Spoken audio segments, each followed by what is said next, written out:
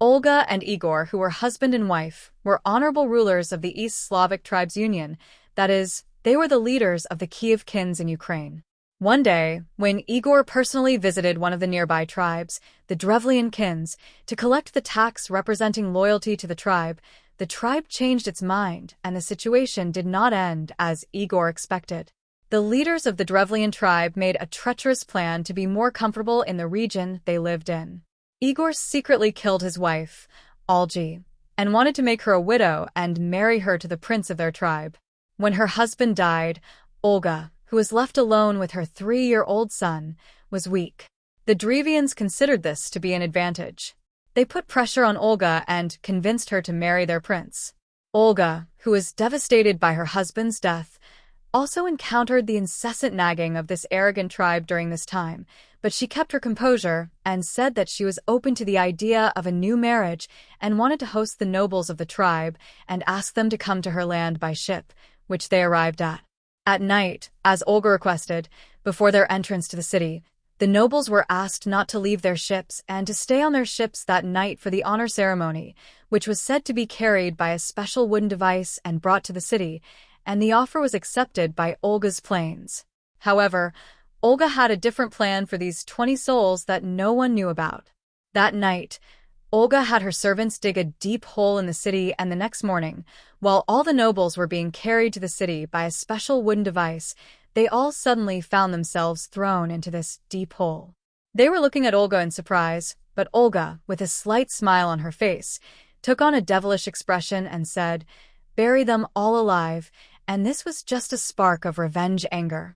After the incident, the tribe received the news once more and asked them to send their most distinguished nobles, who were worthy of their position, along with their princes, if they really wanted her to marry her prince, and they considered anything more than that as disrespect.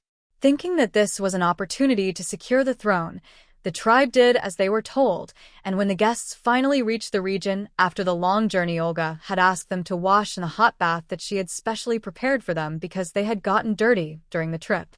When they entered the bath with great excitement, they realized that the exit points were locked, and the moment they saw that the inside would be set on fire and they would all be burned alive. Olga's actions were not going to end there. Of course, she had once made up her mind to eradicate the Drevlian who had taken her husband from her. She went to the Drevlian's homeland and organized a funeral dinner for her late husband.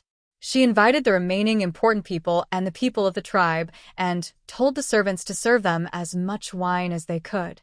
When Drevlian got drunk, he gave the order to his soldiers and had 5,000 Drevlians put to the sword on the spot. Later, not content with that, he returned to Kiev and began to prepare an army to eliminate the rest of the tribe. The Drevlian, who came to his senses, sent a messenger to Olga and told her that they no longer had eyes on the Kiev throne and that they were willing to pay as much tax as they wanted. Their only concern was that they were now left alone. A pigeon and 2 swallows from each house for once. They send a message saying to catch and send them away.